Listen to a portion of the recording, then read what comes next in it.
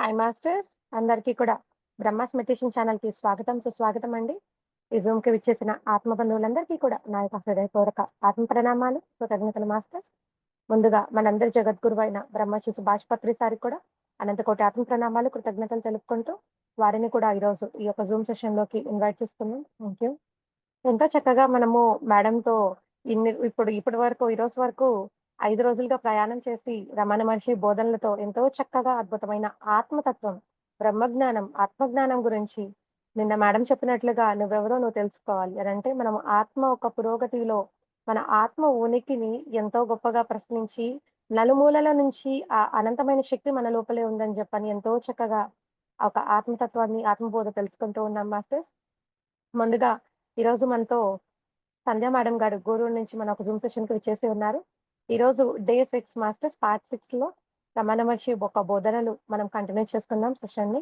ముందుగా మేడం మీకు Brahma's meditation channel కి స్వాగతం సుస్వాగతం madam. Thank you so much. Over to you madam. Okay అమ్మా. శ్రీ గురుభ్యో నమః. మా గురువు గారైన రామరాజ్ జయమ్మ గారికి, వారి కుమార్తె రేవతి మేడం గారికి, జ్ఞానాన్ని పరిచయం చేసిన పత్రిజీ గారికి నా ప్రణామాలు. యూట్యూబ్ ప్రేక్షకులకు, జూమ్ ప్రేక్షకులకు నా నమస్కారాలు తెలియజేస్తున్నాను. నిన్న మనం లాస్ట్ చెప్పుకున్న పాయింట్ వచ్చి, ఈ ప్రపంచం అంతా నిజం అని భావిస్తే మనస్సు రెచ్చిపోయి ప్రపంచం వెంటే పరిగెడుతుంది. ఈ ప్రపంచం అంతా నిజం అంటే ఇదే సత్యం అనే గాని మనం భావిస్తే మన మనస్సు రెచ్చిపోయి ప్రపంచం వైపు మాత్రమే చూస్తుంది, మనలోకి మనల్ని చూసుకోదన్నమాట. మామూలుగా మనకి పెద్దవాళ్ళు ఏం చెప్తారంటే, ఒకప్పుడు దేవుడు బయటే ఉన్నాడు, అందరికీ కనపడుతూ అందరి కోరికలు తీరుస్తూ ఉన్నాడు. ఈ కోరికలకు అంతం లేకుండా పోయేసరికి ఇంకా ఏం చేయాలో ఆయనకు అర్థం కాక, నేను ఎక్కడ దాంకుంటే వీళ్ళు కోరికలు కోరకుండా నన్ను కనుక్కోకుండా ఉంటారో అని ఆలోచన చేశాడు. ఆలోచన చేయగా చేయగా ఆయనకు అర్థమైంది ఏంటంటే, మనిషి ఎప్పుడు కూడా బాహ్య ప్రపంచం వైపే చూస్తూ ఉంటాడు, తనలోకి తాను చూసుకోడు. కాబట్టి నేను మనిషి హృదయంలో గాని దాంకున్నానంటే అప్పుడు నన్ను ఎవ్వరు పట్టుకోలేరు అని చెప్పి భగవంతుడు లోపలికి వెళ్ళిపోయాడంట. అప్పటిదాకా బయట ఉన్న భగవంతుడు వీళ్ళ కోరికలకు భయపడిపోయి మన హృదయంలోకి వెళ్ళిపోవడం జరిగిందనమాట. అట్లా మనకి ఏంటి అంటే, మన మనసు ఎప్పుడు ప్రపంచం వైపే చూస్తుంది. అవి కావాలి, ఇవి కావాలి, అవి వినాలి, ఇవి వినాలి అని కోరుతూనే ఉంటుంది. అందుకే మేమేం చెప్తామంటే క్లాసులు చెప్పేటప్పుడు, బజార్లో నువ్వు వెళ్ళేటప్పుడు నీ చూపు 3 అడుగులు మించి ఉండకూడదు అని చెప్తాం. అర్థం కాదు అవతల వాళ్ళకి. అదేమి తలెత్తి చూస్తే ఏమవుద్ది అని అనుకుంటారు. కానీ తలెత్తి చూస్తే అంగళ్ళల్లో వస్తువులు పిలుస్తాయి, బట్టలు పిలుస్తాయి, నగలు పిలుస్తాయి. ఈ ఆడవాళ్ళకైతే ఎన్ని ఇంట్లో వస్తువులు ఉన్నా కూడా తనివి తీరదు, తృప్తి తీరదు అనమాట. అందులో ఇప్పుడు రకరకాల వస్తువులు, అటు వంటింటి సామాన్ అయితే ఏమి, ఇంట్లో డెకరేషన్ సామాన్ అయితే ఏమి, ఎన్ని ఉన్నా కూడా తనివి తీరదు అనమాట. అందుకని బజార్లో మన ముఖ్యంగా ఆడవాళ్ళు బయటకి వెళ్ళినప్పుడు వాళ్ళ చూపు ఎక్కడ వరకు ఉండాలంటే 3 అడుగుల వరకే అంట. ఎందుకంటే 3 అడుగుల పైన అయితే ఇవన్నీ పిలుస్తాయి, 3 అడుగుల లోపైతే నేలే కనిపిస్తుంది అనమాట. అందుకని ఏంటంటే ఆ బాహ్య ప్రపంచం వైపు చూపు అనేది తగ్గించుకోవాలి అని చెప్పడం జరుగుతుంది. ఈ బాహ్య రూపమునే నిజముగా భావిస్తే అసలు సత్యం ఆత్మను గుర్తించలేము. ఈ కనిపించే జగత్తంతా ఇదే నిజమని భావిస్తే అసలు సత్యమైన ఆత్మని మనం గమనించలేము. మనోబలం చేత సిద్ధించేవి సిద్ధులు, మనోనాశనం చేత సిద్ధించేది ఆత్మ. మనోబలం చేత బాగా తపనతో తపస్సు చేసే వాళ్ళకి అష్టసిద్ధులు అనేటివి వస్తాయి. అక్కడ మనసు పనిచేస్తూ ఉంటుంది. అదే మనోనాశనం అయితే ఆత్మసిద్ధి కలుగుతుంది. అహం చావని వాడు నిందస్తులలో ఎంత ఉత్తముడైనా సాధారణలాగే ప్రవర్తించిన కారణం అతను దేహాత్మ బుద్ధిని వదలకపోవడమే. అహం చావని వాడు, నేను నేను అనేవాడు నిందాస్తుతులలో ఎంత ఉత్తముడైనా, ఎవరైనా తిట్టినా దాన్ని పాజిటివ్ గా తీసుకున్నా కూడా సాధారణలాగే ప్రవర్తన ఉంటుందంట. అతను దేహాత్మ బుద్ధిని వదలకపోవడమే కారణం ఏంటంటే, నేను అనే భావనని వదలకపోవడం వల్ల అతడు ఎంత ఉత్తముడైనా కరెక్ట్ కాదు అని చెప్పడం జరిగింది. ఆత్మకు అన్యంగా భిన్నంగా దేవుడే లేడు. ఒకవేళ ఉంటే అతను ఆత్మ లేని వాడవుతాడు. ఆత్మకు భిన్నంగా నీవు లేవు, దైవము లేదు. ఆత్మకు అన్యంగా భిన్నంగా దేవుడు అనేవాడు లేడు. అంతా ఆత్మ పదార్థమే అనే అర్థమైనప్పుడు ఇంకా దేవుడు అనేవాడు ఉండడు. ఇప్పుడు ఒక ఆ భగవంతుడు అంటే ఒక సముద్రం ఊహించుకుంటే ఆ సముద్రం నుంచి ఒక గ్లాసు నీళ్లు పక్కకు తీసామంటే పరమాత్మ అయితే ఇది ఆత్మ అని చెప్పవచ్చు. పరమాత్మ తత్వంలో ఏ ఏ గుణాలైతే ఉన్నాయో ఈ ఆత్మతత్వం అంటే ఆ ఒక్క గ్లాసు నీళ్ళలో కూడా అదే తత్వం ఉంటుంది. ఆ నీళ్ళని మళ్ళీ దాంట్లో పోసేస్తే అంతా కలిసిపోతుంది. ఇంకా దేవుడు అనేవాడు ఎక్కడున్నాడు? అంతా నువ్వే దేవుడు, దేవుడే నువ్వుగా మారిపోయి ఉంటారన్నమాట. అహం లేకపోతే ఇక సాధన, ఆరాధన, ప్రార్థన ఎలా ఉంటుంది? కావున నీ నిజ స్థితిలో నీవు ఉన్నచో భగవంతుని గురించి ఆలోచనే రాదు. జ్ఞానికి ఎట్టి పరిస్థితిలోనూ సంకల్పాలు ఉండవు. అహం అనేది లేకపోతే ఇంకా సాధన అవసరం లేదు. అంటే మన ఆత్మతత్వాన్ని గాని తెలుసుకొని, ఆత్మ జ్ఞానాన్ని గాని తెలుసుకున్నామంటే సాధన, ఆరాధన, ప్రార్థన అనేటివి అవసరమే ఉండదు. నీ నిజ స్థితిలో నీవు ఉన్నచో భగవంతుని గురించి ఆలోచనే రాదు. నువ్వు ఎప్పుడు ఆత్మస్థితిలో నీ ఆత్మలో నువ్వు రమిస్తూ ఉన్నావు అనంటే ఇంకా భగవంతుడు వేరుగా ఉన్నాడు అనే భావమే రాదనమాట. ఎందుకంటే నువ్వే భగవంతుడు, భగవంతుడే నువ్వు అనే ఆత్మజ్ఞానం తెలుసుకున్నావు కాబట్టి ఇంకా సపరేట్ గా భగవంతుడు నా నుంచి వేరుగా ఉన్నాడు అనే భావనే రాదనమాట. జ్ఞానికి ఎట్టి పరిస్థితిలోనూ సంకల్పాలు ఉండవు. జ్ఞాని యొక్క లక్షణం ఏమిటి అంటే జరిగే దానిని జరగనిస్తూ ఉంటాడు. మనం ఇంకా అంత స్థాయికి రాలేదు కాబట్టి వచ్చే కష్టాలని రావద్దని ఆపే ప్రయత్నం చేస్తుంటాం. లేదంటే మనకి కోరికలు ఉంటాయి కాబట్టి ఆ సంకల్పాల ద్వారా ఆ కోరికల్ని తీర్చుకునే ప్రయత్నం చేస్తూ ఉంటాం. అదే ఆత్మజ్ఞాని అయితే ఎటువంటి సంకల్పాలు ఉండవు. ఏది జరిగినా ఏమి వచ్చినా కూడా దాన్ని చిరునవ్వుతో స్వీకరిస్తూ ఉంటాడనమాట అసలైన ఆత్మజ్ఞాని. మనం భగవంతుని ముందు కానీ గురువు ముందు కానీ సాగిలపడి నమస్కారం చేసి ఉన్నందువల్ల మోసపోడు. మనలో అహం ఎంతవరకు నియంత్రణలో ఉందో, ఎంతవరకు నాశనానికి దగ్గరలో ఉందో చూస్తాడు. అహం పూర్తిగా అణగడమే శరణాగతి. కర్తృత్వ భావమే శరణాగతికి అర్థం. మనం భగవంతుడి ముందు గాని గురువు ముందు గాని సాష్టాంగ పడ్డంత మాత్రాన మనం గొప్పోళ్ళంగా వాళ్ళు భావించరు. ఎందుకంటే మనలో అహం ఉందా లేదా, వీళ్ళు సాధనకి పనికొస్తారా లేదా అని వాళ్ళకి అర్థమైపోతూ ఉంటుంది. మనలో అహం ఎంతవరకు నియంత్రణలో ఉందో, ఎంతవరకు నాశనానికి దగ్గరలో ఉందో చూస్తారు. అహం పూర్తిగా అణగడం అంటే శరణాగతి, సంపూర్ణ శరణాగతి. మనకి షిర్డీ సాయిబాబా కూడా అదే చెప్తారు. సంపూర్ణ శరణాగతి నువ్వు పొందాలి అని చెప్తారు. సంపూర్ణ శరణాగతి అంటే నేను అనేది ఇంకా లేదనమాట. ఆ నేను అనేది లేదు అని ఎప్పుడైతే మనం అనుభవ పరంగా తెలుసుకుంటామో ఇంకా గురువే మనమే గురువుగా ఉంటాం. అంటే గురువు ఎప్పుడు ఆజ్ఞ ఇస్తే చేయడానికి సిద్ధంగా ఉంటాం. ఇంకా నేను అనేది లేదు కదా. మనకి రామకృష్ణ పరమహంస జీవిత చరిత్ర గాని తీసుకుంటే ఆయన దగ్గరికి ఒక ఆయన దానం ఇవ్వడానికి వస్తాడనమాట. దానం ఇవ్వడానికి వస్తే నేను తీసుకోను అంటాడు. ఎందుకు తీసుకోవు అనంటే నాకు ఇష్టం లేదు తీసుకోవడం అని అంటాడు. ఓహో, నువ్వనే వాడివి సపరేట్ గా ఉన్నావా, నువ్వే దైవానివి కాదా, ఇంకా తెలుసుకోలేదా అని అంటాడు అనమాట. అనేసరికి నిజంగా పాయింట్ చదవంగానే ఆయన ఎంత గొప్ప స్థితి మామూలుగా అయితే, కానీ ఆ డబ్బు తీసుకున్నందువల్ల అక్కడ మనకి కర్మ అనేది ఏర్పడుతుంది. ఆ దృష్టితో ఆయన తీసుకోడనమాట. అంటే అతను ఆ డబ్బు ఎలా సంపాదించాడో తెలియదు కదా. ఆ సంపాదన కరెక్ట్ గా ఉంటే మనకేమంటదు. ఆ సంపాదించిన వ్యక్తి కరెక్ట్ గా సంపాదించకపోతే కర్మ మనకు అంటుతుంది. ఎందుకంటే దానం కింద తీసుకున్నాం కాబట్టి. ఆ ఉద్దేశంతో ఆయన తీసుకోకపోతే ఆ వచ్చిన ఆయన అంటాడనమాట, ఓహో నేను అనేవాడివి ఇంకా ఉన్నావన్నమాట, దాన్ని ఇంకా వదలలేదా అంటే నాకు వద్దు అన్నాడనమాట. అట్లాగా అంటే కొన్ని పాయింట్స్ ఎలా ఉంటాయంటే మనల్ని తట్టి లేపే విధంగా ఉంటాయన్నమాట. ఒకవేళ మనం మర్చిపోయినా కూడా మనల్ని తట్టి లేపే విధంగా ఉంటాయి. అందుకే స్వాధ్యాయం చెయ్యండి అని మనకు చెప్తూ ఉంటారు. ఆత్మ గురించి యథార్థం ఏమిటంటే జ్ఞానులు లేరు, అజ్ఞానులు లేరు. ఉన్నదల్లా ఆత్మ జ్ఞానమే. నువ్వనే వాడివి సపరేట్ గా ఉంటే నీకు జ్ఞానం కావాలి అనే కోరిక ఉంటుంది. భగవంతుల్లో ఐక్యమైపోయి ఉంటే ఇంకా జ్ఞానం అనేది ఏమీ ఉండదు. అలా నిరామయంగా నిశ్చలంగా ఉండడమే అన్నమాట. అంటే ఆత్మస్థితిలో ఏ ఆలోచనలు కూడా చేయరండి వాళ్ళు. అవసరమైతేనే ఆలోచనలు చేస్తారు గొప్పవాళ్ళు. అంటే ఆత్మజ్ఞానంతో నిండిన వాళ్ళు. అవసరం లేక అసలు ఏ ఆలోచన చేయరన్నమాట. చేయాల్సిన అవసరం లేదు. వాళ్ళకి అన్ని అలా జరిగిపోతూ ఉంటాయి. వాళ్ళు ప్రత్యేకించి ఇదిగో నేను అన్నం తినాలి, ఇదిగో స్నానం చేయాలి, ఇట్లేం ఉండదు వాళ్ళకి అసలు. ఏ టయానికి ఏది జరగాల్సి ఉంటే అది జరగనిస్తూ పోతూ ఉంటారు. ఎదురు మాట్లాడు. రమణ మహర్షి అయితే అసలు ఏం మాట్లాడు, గమ్ముగా అలా చూస్తూ ఉంటాడు. ఆ స్వామీజీ దగ్గరికి అందరు పండ్లు అవి తీసుకొస్తారు కదా, ఆశ్రమం ఏర్పడ్డాక వచ్చే జనం ఎక్కువైపోతారన్నమాట. ఎవరో ఒకరు ఏదో ఒకటి తీసుకొచ్చి ఇస్తూ ఉంటారు కదా, అట్లా ఒకరు దానిమ్మ పళ్ళు తెచ్చిస్తారు. దానిమ్మ పళ్ళు తెచ్చిస్తే ఆయన దగ్గర ఒక ఆవిడ ఇద్దరు శిష్యుల్ని మాత్రం తన పనులు చేయనిచ్చేవాడు అనమాట. అంటే ఆయనకి ఏదైనా అవసరమైతే ఆ పనులు చేయనిచ్చేవాడు. ఆవిడేం చేస్తుంది, ఆ పండ్లను తీసుకొని, అంటే స్వామీజీ దగ్గర బెటరు, వీళ్ళ దగ్గర ఇచ్చేవాళ్ళు అనమాట. ఆ పళ్ళను తీసుకొని దాంట్లో మంచిగా ఉన్నటివి తన మనవాడు పోల్చి పెట్టి ఆ మిగతావి స్వామీజీకి ఇస్తుంది అనమాట. ఆయన మామూలుగానే గమ్ముగానే తీసుకుంటాడు. ఈ పక్కన ఉన్న శిష్యుడికి బాధేసిపోతుంది.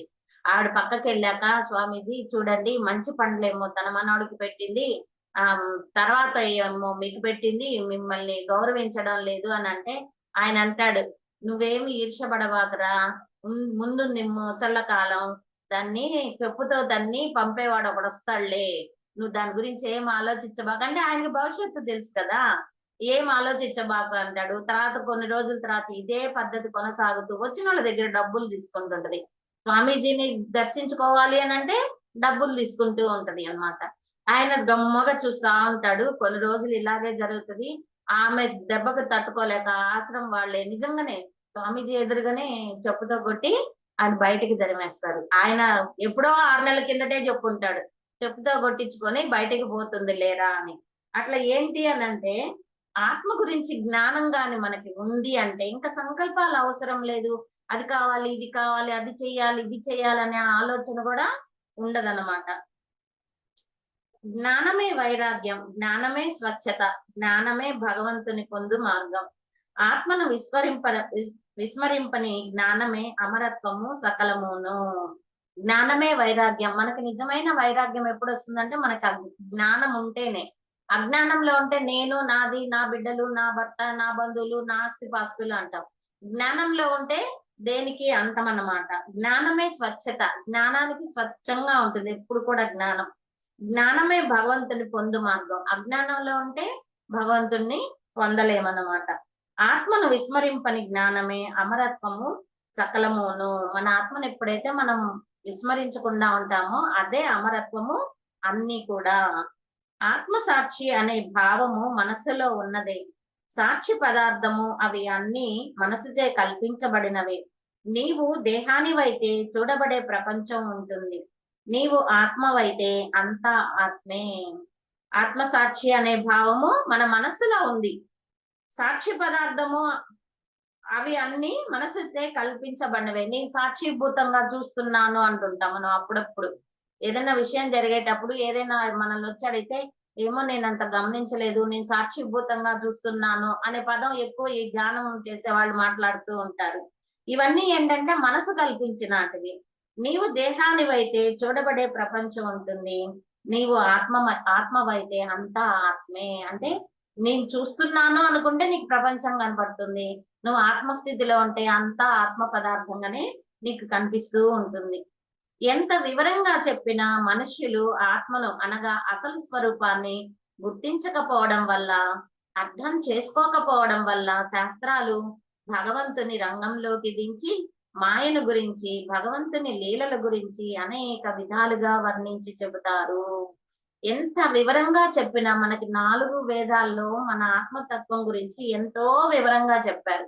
కానీ ఆ జనాలకి అర్థం కాలేదు. అర్థం కాకపోయేసరికి వ్యాస భగవానుడు ఏం చేస్తాడంటే, ఆ ఆత్మ జ్ఞానాన్నంతా కూడా కథల రూపంలో, అంటే పురాణాల రూపంలో మనకి అందించడం జరిగింది. పురాణాల్లో ఏముంటుంది, కథలు ఉంటాయి. లలితాదేవి తాను సృష్టి చేయాలనుకుంటే తాను 2గా విడిపడింది. సదాశివుడు, లలితాదేవి. ఫస్ట్ అలా సృష్టి స్టార్ట్ అవుతుంది. ఇంకా సృష్టి స్థితి లయ అనేది జరగాలి అంటే బ్రహ్మ విష్ణువు మహేశ్వరుని సృష్టించింది. వాళ్ళకి భార్యలని ఇచ్చింది. ఇంకా ఆ తర్వాత నుంచి బ్రహ్మ నుంచి సనందుడు, సనత్ కుమారుడు అట్లా 4 వస్తారు. వాళ్ళు ఆత్మజ్ఞానంతో నిండి ఉండి మేము ఈ సృష్టి చేయము అని వైరాగ్యంతో వెళ్ళిపోతారు. ఆ తర్వాత సప్తర్షులు వస్తారు. ఆ తర్వాత మనువులు వస్తారు. అట్లా మనకి సృష్టి అనేది జరుగుతుంది అనమాట. ఈ కథ రూపంలో మనకు చెప్పబట్టి జరిగింది. అదే చైతన్యం ఉంది, ఆ చైతన్యం 2గా అయింది, ఆ చైతన్యం మళ్ళీ 3గా అయింది. ఇట్లాంటి కొంచెం మనకి కలగాపులగంగా అర్థం కాని తత్వంగా ఉంటుంది. ఆత్మ జ్ఞానాన్ని మొత్తం వ్యాస భగవానుడు 18 పురాణాలుగా, అలాగే ఉప పురాణాలు మళ్ళీ వాటన్నింటిగా వివరించి కథల రూపంలో చెప్పడం జరిగిందనమాట. ఇప్పుడు మనం అనుకోవచ్చు, సూర్యుడేంటి, దేవుడేంటి, నవగ్రహాలు, దేవుళ్ళేంటి, రాహువు, వాళ్ళు లేరు కదా అసలు, మరి ఇవన్నీ ఎలా తీసుకొచ్చారు అని. ఇప్పుడు ఆ పార్వతీదేవికి వినాయకుడు కొడుకు అని చెప్తారు. అసలు నిజంగా అవన్నీ కల్పిత కథలు. మనకి ఆ నలుగు పిండితో వినాయకుడిని చేసినట్టు చూపిస్తారు కదా, అవంతా ప్రక్షిప్తాలు అన్నమాట. అంటే మనం అర్థం చేసుకోవడం కోసం రకరకాల కథలన్నీ రావడం జరిగింది. అది ప్రక్షిప్తమా నిజమా అనేది కూడా మనకు అర్థం కానంత మాయలో ఉండిపోయాం అన్నమాట. అందుకనే ఏంటంటే ఫస్ట్ లో ఆత్మజ్ఞానం డైరెక్ట్ గానే చెప్పడం జరిగింది. కానీ జనాలకు అర్థం కాకపోవడం వల్ల శాస్త్రాలు ఏం చేశాయి అంటే భగవంతుని రంగంలోకి దించి మాయను గురించి, భగవంతుని లీలల గురించి అనేక విధాలుగా మనకి వర్ణించి చెబుతారు. ఈ వర్ణించి చెప్పడం దగ్గర ఏమైందంటే ఆ భక్తి భావంలోనే ఇరుక్కుపోయారు. ఆ నెక్స్ట్ స్టెప్పులు ఏవైతే ఉన్నాయో వాటికి పోవట్లే. ఎంతసేపు పూజలు పూజలు పూజలు, వీటి దగ్గరే ఆగిపోయారన్నమాట. అసలు ఉన్నది ఆత్మ ఒక్కటే, ఇదే అసలైన సత్యం. ఉన్నది ఏంటయ్యా అంటే ఆత్మ ఒకటే. ఆత్మన్నా పరమాత్మన్నా ఒకటే అన్నమాట. దేహదారులుగా వచ్చినప్పుడు ఆ పరమాత్మ నుంచి కొంత భాగం వస్తుంది కాబట్టి దాన్ని ఆత్మ అంటాము. ఆత్మ తప్ప నేను నాది అనేది ఏదీ లేదని గ్రహించడమే జ్ఞానము.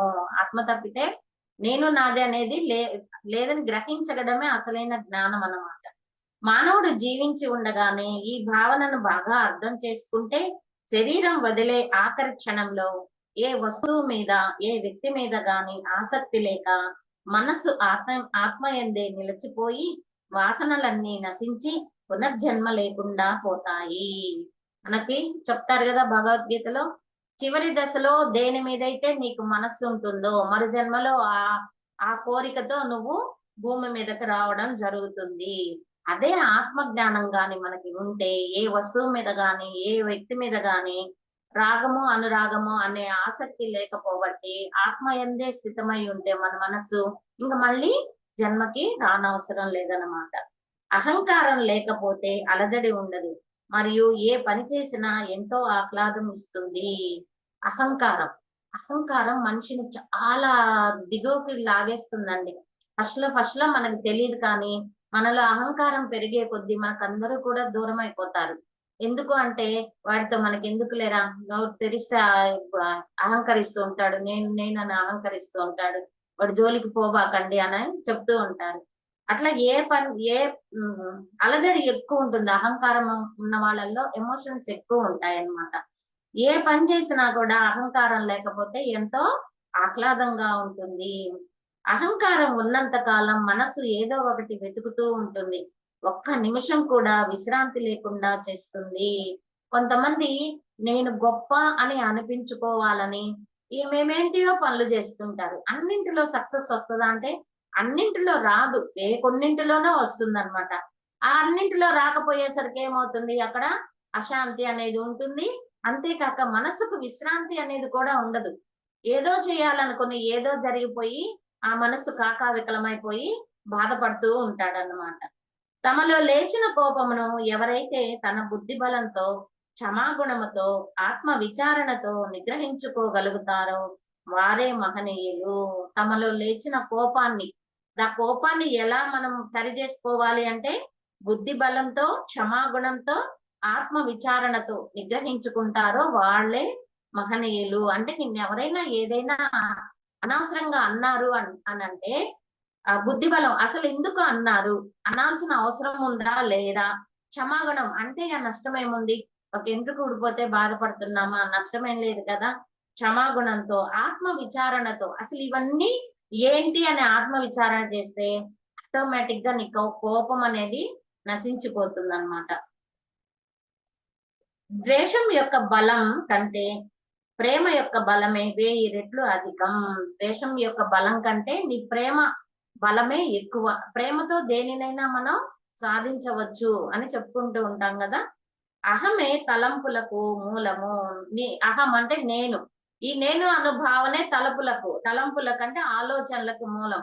ఆ నేను అనే భావన లేకుండా ఉందనుకోండి, ఏది ఎలా జరగాల్సి ఉంటే అలా జరుగుతుంది అనే భావన మనకు వచ్చిందంటే, ఇంక గతం గురించి ఆలోచించం, భవిష్యత్తు గురించి కూడా ఆలోచించే పని ఏం లేదు. హాయిగా అలా ప్రశాంతంగా కళ్ళప్పగించి చూస్తూ ఉండడమే. ఒక నదిలో ప్రవాహంలో ఏవైనా కొట్టుకొని పోతూ ఉంటే అలా నెమ్మదిగా ఎలా గమ్ముగా చూస్తూ ఉంటామో అలా గమ్ముగా చూస్తూ ఉండడమే.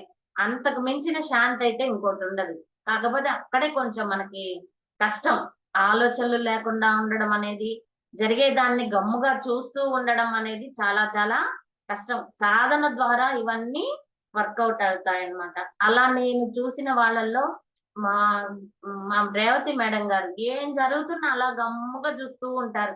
ఏదన్నా గొడవ జరుగుతున్నా, మేడం ఏదన్నా మాట్లాడండి మేడం, ఏదన్నా మాట్లాడండి మేడం అంటే, ఇష్ గమ్ముగుండు, గమ్ముగుండు అని మనల్ని అంటారే గాని, తను ఏది మాట్లాడదు. జరిగేదాన్ని అలా జరగనిస్తూ చూస్తూ ఉంటారు. మాకేమో టెన్షన్ వచ్చేస్తుంటది. ఏం జరగపోద్దా? అంటే ప్రతిరోజు సత్సంగం జరిగేదన్నమాట. సత్సంగం జరిగేటప్పుడు సబ్జెక్ట్ వినేటప్పుడు కొంచెం ఏవో డిస్కషన్స్ అనేటివి వస్తాయి గదా. ఈ డిస్కషన్స్ వచ్చినప్పుడు మాకేమో ఆవేశం వస్తూ ఉండేది. అంటే కొత్త కదా మేము. ఆవిడ మాత్రం అలా నింపాదిగా అలా నిర్మలంగా కూర్చొని చూస్తూ ఉంటారన్నమాట. మాకనిపించేది అసలు ఆ స్థాయికి రావాలంటే ఈ జన్మ సరిపోతుందా మనకి అని అనిపించేది. కానీ సాధన బాగా చేస్తూ ఆత్మ విచారణ గాని చేసుకుంటూ ఉంటే అత్యంత తొందరగా ఆ స్థాయికి మనం అందుకోవడం జరుగుతుంది. ఇంటిలో ఉన్న, అరణ్యంలో ఉన్న మనసును అదుపులో ఉంచాలి. అంటే ఎక్కడ ఉన్నా మనసును అణిచివేయాలి. నువ్వు ఎక్కడున్నావు అనేది కాదు ముఖ్యం. నీ మనసు ప్రశాంతంగా ఉందా లేదా అనేది ముఖ్యం. అందుకే చెప్తారు కదా, మనసులో అడవి ఉండకూడదు అని చెప్తారు. నువ్వు అరణ్యంలో ఉన్నా మనసులో అడవి అనేది ఉండకూడదు అని చెప్తారు. ఎందుకు అనంటే, నువ్వు ఇంట్లో ఉండి ఆలోచిస్తూ కూర్చునే కంటే అడవిలో ఉండి మనసు ప్రశాంతంగా చేసుకోవడం మేలని చెప్తారు. మనం ఏం చేస్తున్నాము? ఇంట్లో ఉంటున్నాము, అరణ్యాన్ని ఎత్తి మనసులో పెట్టుకొని ఉంటున్నాం. అవునా కదా? అలా ఉంటుంది మన జీవితం. ఆ అరణ్యం అంటే మన విషయాలే కాకుండా అందరి విషయాలు లోపలేసుకోవడం అన్నమాట. దీన్ని అరణ్యం అని అంటారు. నీ ఇల్లే నీకు తపోవనముగా భావించటయే జ్ఞానము. తపోవనం. మనం మామూలుగా ఏం చెప్పుకుంటాం? దేహమే దేవాలయం అని చెప్పుకుంటాం. కాదు. ఇల్లే వైకుంఠం, కడుపే కైలాసం. దానికి ముందొచ్చిన సామెత అన్నమాట. ఇల్లే వైకుంఠం, కడుపే కైలాసం. అంటే నువ్వు ఎక్కడికో పరిగెత్తనవసరం లేదు. నీ ఇల్లుని ఒక స్వర్గంలా మలుచుకొని, కడుపే కైలాసం అని ఎందుకన్నారంటే మితాహారం తీసుకోమని. మనం ఇప్పుడు అది పాటించలేకపోతున్నాం. ఎందుకంటే తినుబండారాలు ఎక్కువైపోయినాయి కాబట్టి.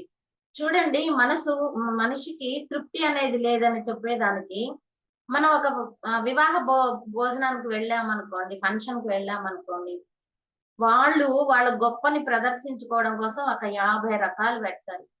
వాటిట్లో మనం తినగలిగినన్ని 10 రకాలు తినొస్తాం. తిని వచ్చేటప్పుడు ఎవరో ఒకరు పలకరిస్తారు కదా, ఏం తిన్నావు ఏంది అని అంటే, ఫస్ట్ నేను ఈ 10 రకాలు తిన్నాను అని చెప్పావు, నేనేం తినలా అంటారు. అదేంటి అంటే, ఏదో తిన్నాలే 10 రకాలు అని అంటారు. అప్పుడు అనిపిస్తది జనాలకి ఏమని, దేవుడు ఎందుకు ఇంత చిన్న పొట్టే ఇచ్చాడు, పెద్ద పొట్ట ఇయ్యొచ్చు కదా అని. నేను విన్నాను ఈ మాట. చాలా మంది ఆ మాట అంటుంటే విన్నానన్నమాట. దేవుడు చిన్న పొట్ట ఇచ్చాడు, అందుకే కొంచెమే తిన్నానని. అదే ఇంట్లో ఉంటే 2 రకాలే కదా మనం తింటాము. ఆ 2 రకాలతో తృప్తి పడుతున్నాం కదా. కానీ అక్కడికెళ్ళి 10 రకాలు తిన్నా కూడా తృప్తి ఉండట్లేదు. ఎందుకు? ఇంకా 40 వదిలేసాంగా.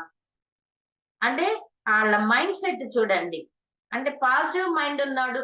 నా బోటిదైతే ఇంట్లో కన్నా ఎక్కువ తిన్నాను అని సంతోషపడతది. నెగెటివ్ మైండ్ సెట్ ఉన్నోడైతే ఇంకా 40 రకాలు వదిలేసాను అంటాడు. ఇప్పుడు ఇద్దరిలో ఎవరు సంతోషంగా ఉంటారు? పాజిటివ్ మైండ్ ఉన్న వాళ్ళే కదా. అలా మనం ఎక్కడికక్కడ బేరీజ్ వేసుకోవాలి. మన ఆలోచన సరళిని గాని మార్చుకొని, ఆ తృప్తి అనే దాన్ని తీసుకొచ్చుకున్నామంటే, ఇంకా కొత్తది కోరుకోవాల్సిన అవసరం ఉండదు నీకు. ఇప్పుడు మనకన్నా గుడిసెలో ఉన్న వాళ్ళతో పోలిస్తే మనమెంతో బెటరు. అడుక్కునే వాళ్ళతో పోలిస్తే మనమెంతో బెటరు. అట్లా గాని పోల్చుకున్నావంటే నీకు మనశ్శాంతి అనేది ఉంటుంది. ఒక అంబానీతోనో లేదంటే మోదీతోనో పోల్చుకున్నావు అనుకో, నీకెప్పుడు దుఃఖమే ఉంటుంది. అందుకని ఏంటంటే తృప్తి అనేది నువ్వు తీసుకునే భావంలోనే ఉంటుంది. అది ఒకరు చెప్తే వచ్చేది కాదు. నీ సాధన, నీ ఆత్మజ్ఞానం పెరిగే కొద్దీ, ఈ సజ్జన సాంగత్యం స్వాధ్యాయం పెరిగే కొద్దీ నీలో వస్తుంది. ఆ మార్పు అనేది వస్తుంది. మార్పు వచ్చింది అంటే నువ్వు కరెక్ట్ గా సాధన చేసినట్లు.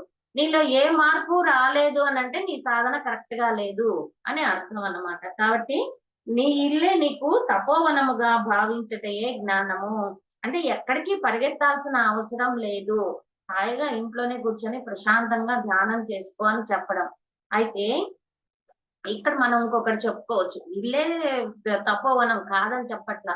బిగినర్స్ సామూహికగా ధ్యానం గాని చేస్తే ఎనర్జీ బాగా వచ్చేది తెలుస్తుంది. ఎందుకంటే ఇంట్లో ఆ ఇంటిలో అంతకుముందు మనం చేసిన ఆలోచనలైతేమి, ఆవేదనలైతేమి, గొడవలైతేమి ఆ ఇంటి గోడలు పీల్చుకొని ఉంటాయి. మనము ధ్యానానికి కూర్చుంటే ఏంటంటే ఆ ఎనర్జీస్ అన్ని మనం డిస్టర్బెన్స్ చేస్తూ ఉంటాయి. అదే సామూహిక ధ్యానానికి వెళ్ళామంటే అక్కడ హయ్యర్ మాస్టర్స్ ఉంటారు, కొత్తగా వచ్చిన వాళ్ళు ఉంటారు, మధ్యస్థం వాళ్ళు ఉంటారు. కానీ వాళ్ళందరి ఎనర్జీ వల్ల మన మనసు తొందరగా సైలెంట్ అయ్యి తొందరగా ఎదగడం అనేది వస్తుంది. కాబట్టి బిగినింగ్ లో సామూహిక ధ్యానం, ధ్యాన మహోత్సవాలు ఇట్లాంటి వాటివి అవసరం అవుతాయి. ఆ తర్వాత ఎనర్జీ లెవెల్ పెరిగే కొద్దీ మన ఇల్లే తపోవనంగా మనం మార్చేసుకోవచ్చు అన్నమాట. ఒక మంచి అలవాటును మన సంస్కారంగా మార్చుకోవడానికి చాలా కష్టపడాలి, కానీ అది విడిచిపెట్టాలంటే క్షణకాలం చాలు. ఒక మంచిని నేర్చుకోవాలంటే చాలా కష్టపడాలి. ఒక మంచి నేర్చుకోవడం అంటే అబద్ధాలు చెప్పకూడదు అని చెప్పామనుకోండి, అది అది మంచే కదా. అది దానిలో స్థితమై ఉండాలంటే ఎంత కష్టం. అబద్ధం చెప్పకుండా ఉండగలమా? ఏదో ఒక విషయంలో, పిల్లల విషయంలో, భర్తల విషయంలో, ఆడవాళ్ళైతే ముఖ్యంగా చీరలు కొనే విషయంలో. ఇప్పుడైతే బంగారం భర్తలకు తెలియకుండా కొనే స్థాయి అయితే లేదు, కానీ చీరలు కొనే విషయంలో భర్తలకి తెలియకుండా కొంటూ ఉంటారు. అది కూడా ఒక అబద్ధమే. అంటే అబద్ధాలు ఆడకూడదు అనేది నియమంగా గాని తీసుకుంటే ఆ ఆ నియమం మీద నిలబడడం ఎంత కష్టం అనేది బాగా అర్థమవుతుంది. చిన్న కష్టం కాదు, చాలా చాలా కష్టం. అబద్ధాలు ఆడడం వల్ల కర్మ చేరుతుందని తెలుసు, కానీ ఇతరులకి నష్టం కలిగించని అబద్ధం ఆడటం వల్ల కర్మ చేరదు. ఇతరులకి నష్టం కలిగించని అబద్ధం అంటే ఇప్పుడు భర్త బయటికి వెళ్తుంటాడు, చిన్న బిడ్డ ఉంటారు, నేను వస్తాను డాడీ అని అంటారు. లేదమ్మా డాడీ చువ్వాకు పోతున్నాడు, చువ్వా అంటే ఇంజక్షన్ ఇవ్వబోతున్నాడు అనేసరికి వీళ్ళకి ఇంజక్షన్ అంటే భయం కాబట్టి గమ్మైపోతారు, వస్తామన్నారు అనమాట. అట్లాంటి అబద్ధాల వల్ల కర్మ చేరదు. కానీ మనం ఆడే అబద్ధం వల్ల ఇతరులు ఇబ్బంది పడ్డారు అని అంటే అక్కడ కర్మ చేరుతుంది అనమాట. అది కూడా చూసుకోవాలి. అంటే మంచి అలవాటుని నేర్చుకోవడం కష్టం, కానీ దాన్ని విడిచిపెట్టాలంటే మాత్రం చాలా ఈజీ. బాగా తాగే అలవాటు ఉందనుకోండి, ఆ తాగుడు వదిలిపెట్టాలంటే కష్టం. దాన్ని హాయిగా తాగు అంటే ఆనందంగా తాగుతారు, అట్లాగనమాట. అలాగే చెడు అలవాటును తొందరగా అలవాటును కానీ వదిలించుకోవాలంటే చాలా కష్టపడాలి. చెడ్డ అలవాటు తొందరగా అలవాటు పడుతుంది. సిగరెట్ తాగుడు, ఇతరులని ఏదో ఒకటి మాట్లాడడం, ఇట్లాంటివన్నీ చాలా ఈజీగా అలవాటు అవుతాయి. అవి వదులుకోవాలంటే మాత్రం కష్టం అన్నమాట. చెడు ఉంటేనే మంచి తెలుస్తుంది, అలాగే చీకటిలోనే వెలుగు శోభిస్తుంది. ఇవి రెండు ఉంటేనే దేని విలువ దానికి అర్థమవుతుంది. ఎంత మంచే ఉందనుకోండి తెలియదు, అంతా చెడే ఉందనుకోండి మంచి తెలియదు. అందుకని రెండు ఉండాలి, వెలుగు చీకటి ఉండాలి, మంచి చెడు రెండు అనేటివి ఉన్నప్పుడే వాటి విలువలు మనకి తెలుస్తాయి అన్నమాట. సృష్టి మంచిది కానీ చెడ్డది కానీ కానే కాదు, కానీ మనిషి మనసే అన్నింటినీ కల్పించుకుంటూ వాటికి విలువలను ఆపాదిస్తూ ఉంటుంది. ఇదే సర్వ దుఃఖాలకు మూలం. సృష్టిలో నిజంగా చెడ్డ అనేది లేదు. భగవంతుడు చెడును సృష్టించలేదు. ఏ మనిషిని ఎప్పుడైతే సృష్టించడం జరిగిందో, ఈ మనిషికి మనస్సు అనే సంకల్ప స్వేచ్ఛను ఇవ్వడం జరిగిందో, అక్కడి నుంచి చెడు అనేది స్టార్ట్ అయిందన్నమాట. అంటే అతనికి అనుకూలంగా ఉంటే మంచి, అనుకూలం కాకపోతే చెడు. నిజంగా అయితే సృష్టిలో మంచి చెడు అనేది లేదు. మనిషి మనసే అన్నింటినీ కల్పించుకుంటూ వాటికి విలువలను ఆపాదిస్తూ ఉంటుంది. ఇదే సర్వ దుఃఖాలకి మూలం. ఒక దొంగ భగవంతుడి మెడలో ఆభరణాలు దొంగతనం చేస్తూ ఉంటే మనం ఏమంటాం? ఆ దేవుడు వెంటనే గాని శపించేస్తే ఇంకా దొంగతనాలే జరగవు అని అంట. భగవంతుడికి బంగారమైనా ఒకటే, వజ్రమైనా ఒకటే, రాయైనా ఒకటే. ఏదైనా ఒకటేగా భావిస్తాడు. అంతేకాకుండా అందరూ ఆయన బిడ్డలే కాబట్టి వాడు చేసేదానికి ఆయన తప్పుగా అనుకోడనమాట. అందరినీ సమానంగా చూస్తాడు. ఇంకా మనం రెట్టించి గాని అడిగితే ఏం చెప్తా అంటే వాడి వాడు ఏ పనైతే చేస్తున్నాడో దాని కర్మఫలం వాడు తప్పక తర్వాత అనుభవించే తీరుతాడు. దానికి నేనెందుకు కలగజేసుకోవడం అని అంటారు. ఇట్లా మాకు క్లాసులు జరిగేటప్పుడు నేను రేవతి మేడం గారిని అడిగాను. మేడం, వెంకటేశ్వర స్వామి దగ్గరికి అందరం పోతున్నాం కదా!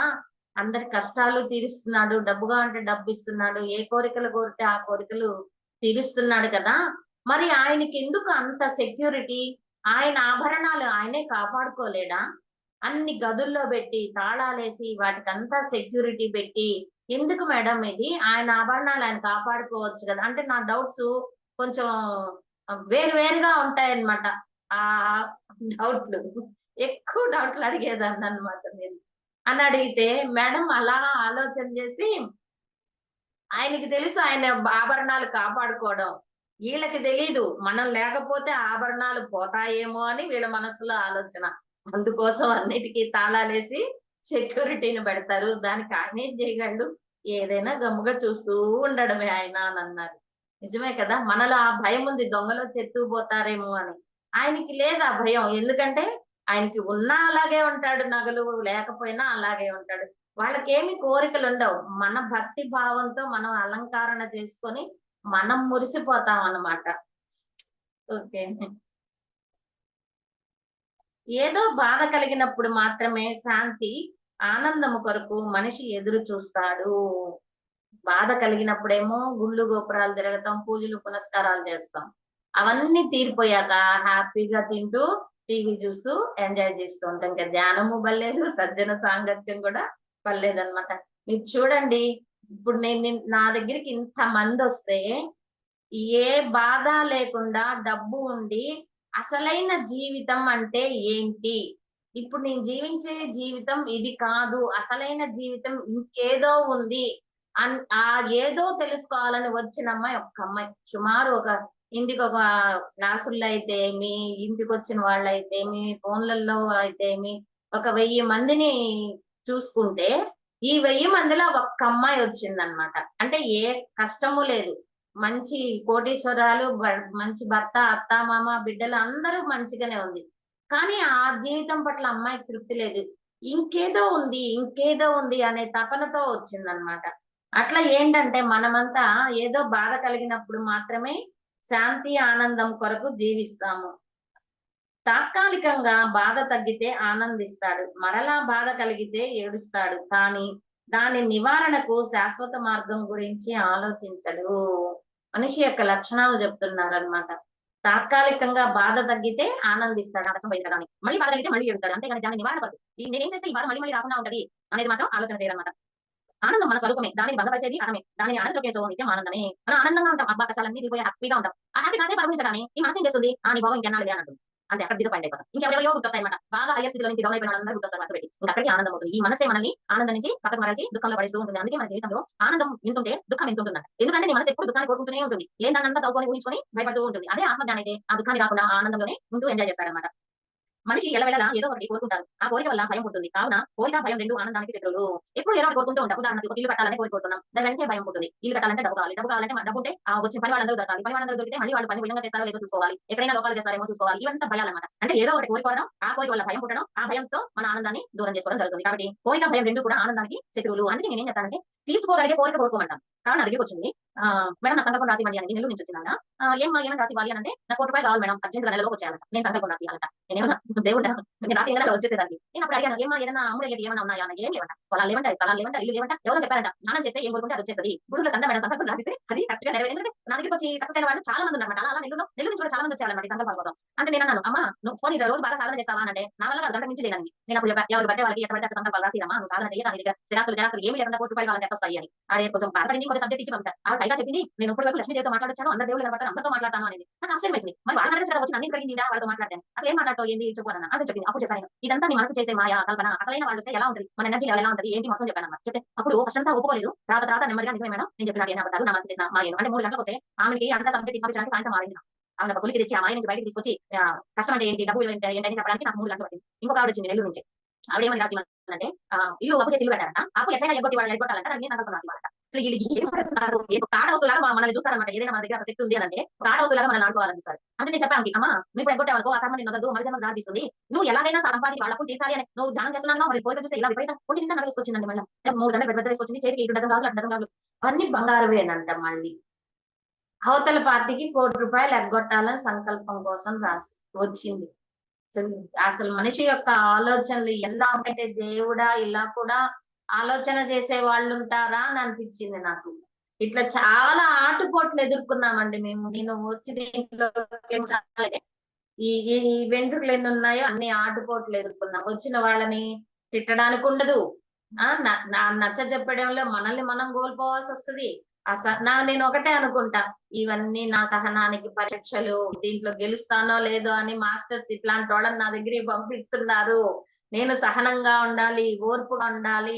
నా దాకా వచ్చారు అంటే వీళ్ళకి నేనేదో మంచి చేసి పంపించాలి, నేర్చుకునేట్లు చెయ్యాలి అని ఓపిగ్గా 4-5 గంటలు వాళ్ళకి కూర్చొని వాళ్ళని ఒక కొలిక్కి తీసుకొచ్చి పంపిస్తానన్నమాట. అట్లా మనిషి ఎల్లవేళలా ఏదో ఒకటి కోరుకుంటారు. ఇక్కడ వచ్చింది మనకది.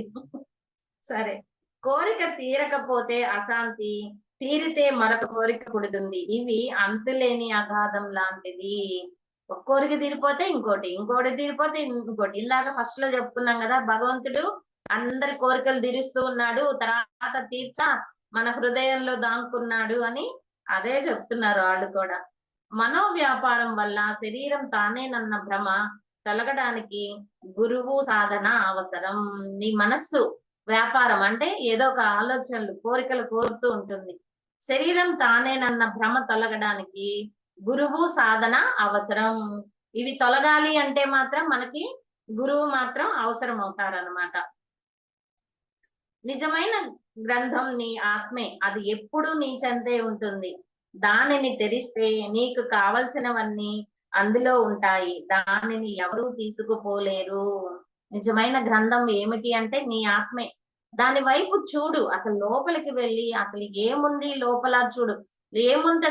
ఏముంది లోపల అనంటే మామూలు వాళ్ళు ఏమంటారు, ఏముంటాయి రక్త మాంసాలు ఉంటాయి, గుండె కిడ్నీ లివర్ ఇవి ఉంటాయి, ఇంకేముంటాయి అని అంటారు. అట్లా కాదు, ఆ ఆత్మ హృదయంలో ఎక్కడైతే ఆ ఆత్మ ఉంది అని చెప్పుకుంటున్నామో దాని వైపు చూడు. అదే ఒక పెద్ద గ్రంథం. దాన్ని తెరిస్తే నీకు కావాల్సినవన్నీ అందులోనే ఉంటాయి, దానిని ఎవరూ తీసుకోపోలేరు. మనిషి దగ్గర దొంగలించబడని వస్తువు ఏదైనా ఉంది అనంటే అది ఆత్మ జ్ఞానం మాత్రమే. ఆ జ్ఞానాన్ని ఎవరు దొంగిలించలేరు. మన దగ్గర ప్రాపంచిక వస్తువులు ఉంటే దొంగిలిస్తారు, కానీ మన మైండ్ లో ఉన్న జ్ఞానాన్ని ఎవరు దొంగిలిస్తారు? మనకి ఈ విదేశీ ఆక్రమణ జరిగిన తర్వాత మనకి వేదాలు ఉన్నాయి కదా, వేదాలు అపౌరుషేయాలు అంటే వాళ్ళ థర్డ్ ఐతో చూసి రాసినటివి, చెవి ద్వారా విని రాసినటివి అన్నమాట వేదాలు. అప్పట్లో ఏంటంటే ఇసులు నేర్పించేవాళ్ళు శిష్యులకి, అలాగే నోటికి నేర్పించేవాళ్ళు. ఫస్ట్ లో నీకు తాళపత్ర గ్రంథాలు కూడా లేవు, అంతా పురుషుల నుంచి అట్లా పరంపరగా వస్తూ వచ్చిందన్నమాట. ఈ వేద గ్రంథాలని చాలా వరకు తక్షశిలలో పెద్ద పెద్ద రూముల నిండా ఉండేవంటండి బుక్స్. మన సనాతన ధర్మం గురించి అయితే ఏమి, వేదాల వివరణ అయితే ఏమి, రకరకాల వాళ్ళు రాసుంటారు కదా, అవన్నీ తగలబెట్టేశారు. ఈ మొఘలులు తగలబెట్టారు. అవన్నీ తగలబడ్డానికి, పుస్తకాలు తగలబడ్డానికి 3 రోజులు పట్టిందంట. అంటే అన్ని గ్రంథాలు తగలబెట్టేశారు. ఈ జర్మనీ దేశస్తులు ఏం చేశారంటే, మనకి విమానం ఎలా తయారు చేయాలనేది అథర్వణ వేదంలో ఉంది, మనకి పురాణాల్లో ఉంది. రావణాసుడికి విమానం ఉందని చెప్పుకుంటాము, ఇంకా చాలా చాలా దేవుళ్ళకంతా, రాక్షసులకి మానవులకు కూడా విమానాలు ఉన్నాయని చెప్పుకుంటాం. అయితే ఈ జర్మనీ దేశస్తులు ఏం చేశారంటే, ఒక బ్రాహ్మణుని తీసుకెళ్లిపోయి అక్కడ ఆ వేదం గురించి చెప్పమన్నారు. ఆ బ్రాహ్మణుడు ఏం చేశాడంటే, మన వేదం వాళ్ళకి చెప్పడం ఇష్టం లేక తన నాలుక కోసుకునేస్తాడు. అప్పట్లో అంత భక్తి భావం ఉండేదండి. నాలుగు కోసుకునేస్తే నీకు ఇంకా స్పష్టంగా రాదు కదా, ఆ సంస్కృతం అనేది స్పష్టంగా రాదు కదా, అట్లా వాళ్ళు విఫలం అయిపోతారు. ఆ తర్వాత మళ్ళీ దొంగతనంగా మన వేదాలు తీసుకొని వెళ్ళి ట్రాన్స్లేషన్ చేయించుకొని విమానాన్ని ఫస్ట్ రైట్ సోదరులు విమానాన్ని తయారు చేయడం జరిగింది. కానీ వాళ్ళు కాదు ప్రపంచంలో ఫస్ట్ తయారు చేసింది మన భారతదేశం అన్నమాట, హిందూ దేశం. సరే, కాబట్టి నీ ఆత్మే నీకు ఒక పెద్ద గ్రంథం అన్నమాట. ఆత్మ విచారణయే సర్వకాలములందు మనిషి చేయదగిన పని. ఆత్మ విచారణ అంటే నువ్వు ఏం ఆలోచిస్తున్నావు, మంచి ఆలోచిస్తున్నావా, చెడు ఆలోచిస్తున్నావా, నువ్వు చేసే పనులు కరెక్ట్ గా ఉన్నాయా లేవా, నీ ఆధ్యాత్మికతకి నీ ఆలోచనలు ఉపయోగపడుతున్నాయా లేదా, ఒకవేళ ఉపయోగపడకపోతే ఎటువంటి ఆలోచనలు చేయాలి, ఇట్లా ఉండాలన్నమాట. ఆత్మ విచారణ అంటే అదే, ఇంకేదో కాదు. అలా మనల్ని మనం విచారణ చేసుకుంటూ పోతూ ఉంటే మంచి స్థాయికి తొందరగా ఎదగడం జరుగుతుంది. మనిషి పుట్టినరోజు చేసుకోదలిస్తే నీవు ఎవరో తెలుసుకో. మరలా ఈ మాయా ప్రపంచంలోకి, సంసార కోపంలోకి వచ్చినందుకు విచారించు. నిజంగా పుట్టినరోజు చేసుకోదలిస్తే నీవెవరో ముందు తెలుసుకో. మనకు పత్రిజీ గారు ఏం చెప్తారంటే, ఒకసారి ఒకరు పుట్టినరోజుకి వెళ్తే బర్త్డే విషెస్ అన్ని చెప్పిన తర్వాత ఆయన ఆ బర్త్డే వాళ్ళు సార్కి అసలు తెలియదు. ఆ బర్త్డే చేసుకునే వాళ్ళకి ఫ్రెండ్స్ సార్కి తెలుసు అనమాట. సార్ ఇలా మా బంధువుల ఇంట్లో బర్త్డే జరుగుతుంది సార్, రండి ఆ బిడ్డను కూడా ఆశీర్వదించండి అని పిలిస్తే సార్ ఏం చేశారు, పైన అక్షింతలు చేసి ఆశీర్వదించి, ఈ రోజు ఈ బిడ్డ ఉందని హ్యాపీగా మీరు ఫంక్షన్ చేసుకుంటున్నారు, ఈ బిడ్డ చచ్చిపోయిన రోజు కూడా ఇట్టే చేసుకుంటారా అని అడుగుతారు. అడిగేసరికి అందరూ షాకు. ఇదేంటి, ఫంక్షన్కి వచ్చి ఈయనెవరు ఇట్లా ఆశీర్వదించారు అని చెప్పి బాధపడ్డారు. ఆ పాప తల్లిదండ్రులు అయితే బాగా కోపపడ్డారు. కానీ ఎవరు ఏమనలేరు కదా, వీళ్ళ తరపున సార్ వచ్చారు, ఫంక్షన్ అయిపోయింది వెళ్ళిపోయారు. ఆ పాప తల్లిదండ్రి చాలా బాధపడ్డారంట చాలా రోజులకి. ఇది జరిగిన 6 నెలలకి ఆ పాప చనిపోయింది. చనిపోయేసరికి అప్పుడు సార్ చెప్పిన మాటలు వాళ్ళకి గుర్తుకొచ్చి సార్ని ఎత్తుక్కుంటూ వచ్చి, మిమ్మల్ని ఆ రోజు తిట్టుకున్నాం సార్, మీరు సూచనప్రాయంగా మాకు ముందే తెలిపారు, కానీ మాకు అర్థం కాలేదు, మాయలో ఇరుక్కున్నాము అని చెప్పి ధ్యానంలోకి వచ్చి ఎంతో మంచి స్థితికి వచ్చారండి ఆ భార్య భర్త ఇద్దరు. అట్లాగా మనం పుట్టినరోజు ఎంత హ్యాపీగా జరుపుకుంటామో చనిపోయే రోజు కూడా అంతే హ్యాపీగా ఉండాలి. అలా ఎవరు ఉండగలరు? ఆత్మజ్ఞానం ఉండగల వాళ్ళు మాత్రమే ఉండగలరు. ఇప్పుడు మనకి ఎంతో మంది గురువులు ఉన్నారు, వాళ్ళకి ఎప్పుడు చనిపోతారో తెలుస్తుంది, ముందుగానే తెలుస్తుంది. చక్కగా స్నానం చేస్తారు, అంత ఆహారం ఏదన్నా తీసుకుంటే తీసుకుంటారు, లేదంటే పండ్లో పాలో తీసుకుంటారు, ఆ ధ్యానానికి కూర్చుంటారు. అలాగే నిశ్చల స్థితిలోకి వెళ్ళిపోయి బ్రహ్మరంధ్రం ఛేదించుకొని పైలోకాలకు వెళ్ళిపోవడం జరుగుతుంది. అంటే మరణాన్ని కూడా వాళ్ళు స్వీకరించడం జరుగుతుంది. అలా తయారు కావాలి మనం కూడా. అయ్యో చచ్చిపోతామేమో అని భయపడుతూ ఉండడం కాదు. అలా భయపడే వాళ్ళకి నేనేం చెప్తా అంటే, మరణం లేని మీరు గాని బుక్ గాని చదివారంటే దాంట్లో బాగా నీట్ గా అసలు ఆత్మ అంటే ఏంటి, పునరపి మరణం, పునరపి జననం అంటే ఏంటి, మనం భయపడకుండా ఉండడానికి ఆ బుక్ చాలా చాలా ఉపయోగపడుతుంది. మరణం లేని మీరు, ఎవరికైనా అవకాశం ఉంటే ఆ బుక్ ని చదవండి మీరు. తన్ను తాను తెలుసుకోకుండా పుట్టినరోజు చేసుకుంటే శవానికి అలంకరించినట్లవుతుంది. అంటే తన్ను తాను తెలుసుకొని వాళ్ళని శవంతో పోలుస్తున్నారనమాట. తన్ను తాను తెలుసుకోకుండా పుట్టినరోజు చేసుకుంటే శవానికి అలంకరించినట్లు ఉంటుంది. ఇట్లా ఎందుకు ఇట్లా చెప్తారు అంటే, అప్పుడన్నా మనకి రోషం వచ్చి ఆ వైపుకు మళ్ళుతామని వాళ్ళు మనకు చెప్పడం జరుగుతుంది. ధ్యానానికి కావలసింది కేవలం అనుగ్రహమే కానీ నిరంతర సాధన కావాలి. అనుగ్రహము ఉండాలి, నిరంతర సాధన అంటే ప్రతిరోజు సాధన చేసుకోవాలి. ఎప్పుడో గుర్తొచ్చినప్పుడు కాకుండా ప్రతిరోజు మనం ఆహారం ఎలా అయితే తీసుకుంటున్నామో అలాగే సాధన కూడా ప్రతిరోజు ఉండాలి. ఆత్మానుభవం కలిగిన తర్వాత లోపల బయట అన్న తేడాలుండవు, ఉన్నదంతా ఆత్మే. ఎప్పుడైతే ఆత్మానుభవం కలుగుతుందో ఇంకా తేడాలు ఏం కనిపించవు, బయట ఒకలాగా లోపల ఒకలాగా ఉండవు. త్రికరణ శుద్ధి అనేది వచ్చేస్తుంది. త్రికరణాలు అంటే ఏంటి? మనస వాచ కర్మణ. ఇవి మూడిటి వైనంగా వచ్చేసిందంటే ఆటోమేటిక్ గా నువ్వు ఏదనుకుంటే అది జరిగిపోతూ ఉంటుంది. ఈ ఆత్మజ్ఞానం ఎవరికైతే వస్తుందో పంచభూతాలు కూడా వాళ్ళ వశమై ఉంటాయి, అష్టసిద్ధులు వాళ్ళ వశమై ఉంటాయి.